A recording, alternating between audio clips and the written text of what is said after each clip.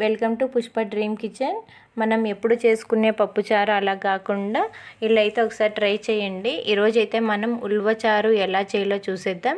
ముందుగా అయితే ఒక కప్పుతో ఉల్వలు వేసుకొని ఒకసారి అయితే వాష్ చేసేసి వాటర్ వేసి ఓవర్ నైట్ అయితే నానబెట్టేసుకోవాలి. లేదనుకుంటే ఒక 4 అవర్స్ అన్న అయితే మ్యాక్సిమం నానాలండి. ఇలా మార్నింగ్కి ఇలా నాన్న తర్వాత కుక్కర్ తీసుకొని అందులో వేసి ఒక 3 విజిల్ వరకు అయితే మనం ఉడికించేసుకోవాలి ఈ ఉల్వల్ని. ఈ విజిల్ వచ్చేలోపు ఇక్కడైతే మనం చిన్న నిమ్మకాయ సైజ్ అంతా చింతపండు వేసి వాటర్ వేసి నానబెట్టేసుకోవాలి. అలాగే ఉల్వచారుకి కారం ఎలా తయారు చేయాలో చూసేద్దాం.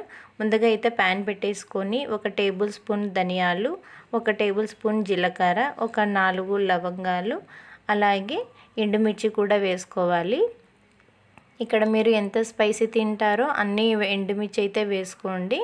ఇందులోనే ఎండిన కరివేపాకు అయినా వేసుకోవచ్చు, లేదనుకుంటే ఇక్కడ నేను పచ్చి ఉన్న కరివేపాకు కూడా వేసాను. అన్నీ డ్రైగా అయితే వేయించేసుకోవాలి. ఇలాన్నీ వేయించుకున్న తర్వాత పక్కన ప్లేట్లో పెట్టేసుకొని చల్లారబెట్టేసుకోవాలి. ఇప్పుడైతే మనకి 3 విజిల్ అయితే వచ్చేసాయండి. ఇప్పుడైతే మనము చూడండి ఒకసారి ఉల్వలు అయితే ఉడికినాయి. ఇక్కడైతే మనం వాటర్ అనేది సపరేట్ చేసుకోవాలి. ఇలా వాటర్ అన్నీ సపరేట్ అయిన తర్వాత ఇప్పుడైతే మనం చల్లార్చి పెట్టేసుకున్న ఎండుమిర్చి అంతా మిక్సీ పట్టేసుకోవాలి. ఇలా మిక్సీ పట్టేసుకున్న తర్వాత ఇందులోనే 2 టేబుల్ స్పూన్లు ఎండు కొబ్బరి పొడి, అలాగే కొన్ని వెల్లుల్లి రెబ్బలు, కొద్దిగా బెల్లం అన్నీ వేసి అయితే మిక్సీ పట్టేసుకోవాలి. ఇలా మనకైతే పౌడర్ రెడీ అయిపోయింది.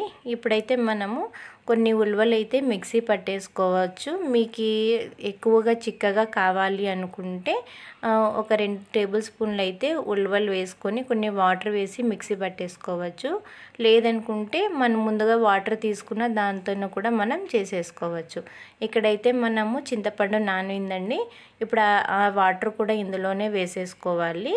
ఇప్పుడైతే మనము కుక్కర్ పెట్టేసి ఆయిల్ వేసుకొని కొన్ని వెల్లుల్లి రెబ్బలు, జీలకర్ర, ఆవాలు, ఎండుమిర్చి, కరివేపాకు అన్నీ వేసేసి అవి కొద్దిగా ఫ్రై అయిన తర్వాత మనం ముందుగా వాటర్ అన్నీ సపరేట్ చేసి అవన్నీ కూడా ఇందులోనే వేసేసుకొని దీని సరిపడా ఉప్పు, అలాగే పసుపు అన్నీ వేసి మనం ముందుగా మిక్సీ పట్టేసుకున్నాం కదండి ధనియాలు, ఎండుమిర్చి పౌడరు, అదంతా కూడా ఇందులోనే వేసి ఉడికించేసుకోవాలి.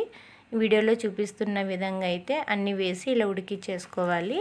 ఇదైతే మనకి ఉల్వచారు చాలా హెల్త్ బెనిఫిట్స్ అయితే ఎక్కువ ఉన్నాయండి.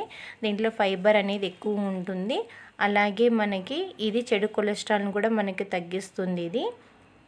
ఇలా మనము ఉడికించుకున్న ఉలవల్ని వేస్ట్ చేయకుండా అందులోనే బెల్లం వేసుకొని కూడా తినేయచ్చు. అలా కూడా ఉలవల్ని వాడుకోవచ్చు. ఇక్కడైతే మనం మిక్సీ పట్టేసుకున్నాం కదా ఉలవలు కొన్ని, అవైతే ఒక బౌల్లోకి వేసుకొని కొన్ని వాటర్ వేసేసి కలిపేసుకొని ఇందులోనే వేసేసుకోవాలి.